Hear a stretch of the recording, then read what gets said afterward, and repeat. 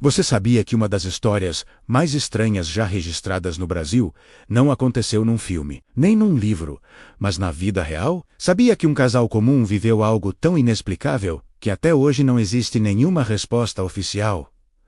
E o mais perturbador: o que você faria se fosse com você? Se estivesse acordado, consciente, mas completamente incapaz de se mover, enquanto algo observa você no meio da madrugada. No Brasil, um país marcado por praias, calor e um silêncio noturno quase sagrado, existem histórias que nunca entraram nos livros, não viraram filmes e jamais foram explicadas pela ciência. Histórias que sobrevivem apenas nos depoimentos de quem voltou diferente.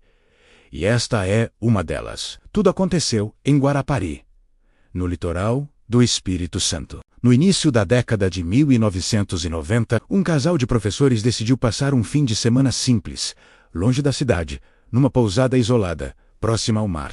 Eles buscavam descanso, silêncio, talvez até reconexão. Nada além disso. Os nomes reais foram preservados nos registros, mas vamos chamá-los de Marta e Henrique. Na segunda noite, tudo parecia absolutamente normal. O som constante das ondas quebrando ao fundo. O vento leve entrando pela janela. O quarto, em completa escuridão. O relógio marcando pouco mais de 2 da manhã. Até que a escuridão simplesmente deixou de existir. O quarto foi tomado por uma luz azulada, intensa, fria, quase artificial. Como se o sol tivesse nascido dentro da madrugada. Mas não havia sol, nem postes, nem faróis, nem qualquer fonte visível. A luz vinha do mar. Ao se aproximarem da janela, os dois viram algo que simplesmente não deveria estar ali. Uma esfera gigantesca flutuando sobre a água.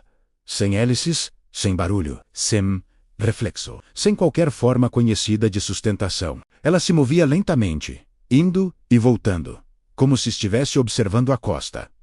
Ou talvez observando eles. Henrique tentou se levantar, tentou gritar. Tentou correr até a porta, mas o corpo não respondia. Marta descreveu depois a sensação como estar acordada dentro de um sonho, consciente, mas presa dentro de si mesma. Capaz de pensar, mas incapaz de agir. Eles estavam lúcidos, mas completamente imóveis. E então, a esfera começou a se aproximar. A temperatura do quarto caiu subitamente. O ar ficou pesado, difícil de respirar, como se o ambiente estivesse sendo sugado por algo invisível. A luz atravessou a janela, atravessou as cortinas, atravessou as paredes, como se nada fosse sólido, como se tudo fosse apenas uma ilusão de matéria. Não havia mais sombras, não havia mais profundidade. Tudo parecia plano, irreal, artificial. A última coisa que ambos lembram é a mesma, um zumbido baixo, contínuo, quase imperceptível, como se o ambiente estivesse vibrando numa frequência que o corpo humano não consegue suportar por muito tempo. E então, nada, silêncio absoluto. Eles acordaram horas depois, ainda deitados na mesma cama, na mesma posição. O sol já estava alto. O barulho normal da pousada havia voltado. Pessoas caminhando, vozes, rádios ligados, como se nada tivesse acontecido. Mas algo estava profundamente errado. O relógio de pulso de Henrique estava 2 horas adiantado. Marta tinha uma marca circular no braço, como uma leve queimadura, sem dor, sem sangue, sem inflamação, sem explicação. E quando começaram a conversar, perceberam algo ainda mais perturbador. Os dois relataram exatamente o mesmo sonho, sem jamais terem contado um ao outro. Um lugar completamente branco, sem chão, sem teto, sem horizonte. Um espaço infinito, vazio, silencioso, e silhuetas não tinham rosto, não tinham forma definida, não falavam, apenas observavam. Dias depois, o casal descobriu algo inquietante. Naquela mesma madrugada, pescadores da região relataram ter visto uma estrela enorme descendo no mar. Outros falaram numa lua que se movia lentamente sobre a água. Mas ninguém mais na pousada viu coisa alguma. Nenhum hóspede, nenhum funcionário. Ninguém acordou, como se o fenômeno tivesse sido seletivo. Como se não fosse algo destinado a todos, mas apenas a alguns. O caso foi analisado por pesquisadores independentes. Tentaram encontrar uma explicação racional. Não era satélite. Não era meteoro. Não era avião. Não era helicóptero. Não era fenômeno atmosférico conhecido. Não havia registros oficiais. Nem militares, nem astronômicos, nem meteorológicos. Nada. A única coisa concreta eram os relatos. E as consequências psicológicas. Marta desenvolveu insônia severa. Passou a acordar todas as noites exatamente no mesmo horário do As da Man. Sempre com a mesma sensação de que algo estava presente no quarto. Henrique começou a ter crises de ansiedade, uma sensação constante de estar sendo observado, mesmo em ambientes fechados, mesmo durante o dia. Nenhum dos dois relatava medo. Relatavam vigilância, como se algo tivesse olhado para eles naquela noite e nunca mais tivesse desviado o olhar. O relacionamento antes estável começou a se desfazer lentamente. Discussões sem motivo. Distanciamento emocional, uma sensação de estranhamento entre eles. Até que, 2 anos depois, se separaram, ambos afirmando exatamente a mesma coisa.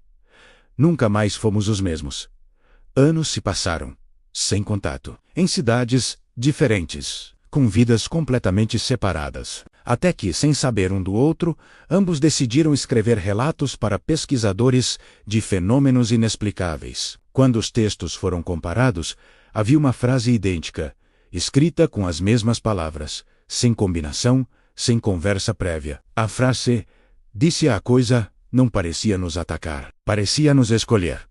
O local exato do ocorrido hoje é conhecido entre moradores como Ponta da Luz, um trecho de praia onde pescadores evitam permanecer à noite. Relatos falam de celulares que descarregam sozinhos, bússolas que se desorientam e uma sensação constante de estar sendo observado. Os mais antigos dizem: nem todo mundo vê, mas quem vê nunca esquece. E agora a pergunta volta para você. Se fosse você naquela pousada, se visse aquela luz, se sentisse o tempo falhar, se acordasse com marcas no corpo e memórias que não parecem sonhos, você acreditaria que foi apenas imaginação? Ou aceitaria a possibilidade de que existem coisas observando a humanidade? Não para nos atacar, não para nos salvar, mas apenas para nos estudar? Porque talvez o mais assustador não seja a ideia de não estarmos sozinhos. Talvez o mais assustador seja imaginar que nunca estivemos. Essa história nos lembra que, por mais que a ciência avance, existem mistérios que resistem a qualquer explicação. Eles vivem nas sombras, nas palavras de quem testemunhou o impossível, e nos fazem questionar os limites da nossa própria realidade. O que você acha que realmente aconteceu em Guarapari naquela noite? Deixe sua teoria aqui nos comentários. E se você conhece outras histórias como essa, compartilhe com a gente. Obrigado por assistir e até o próximo mistério.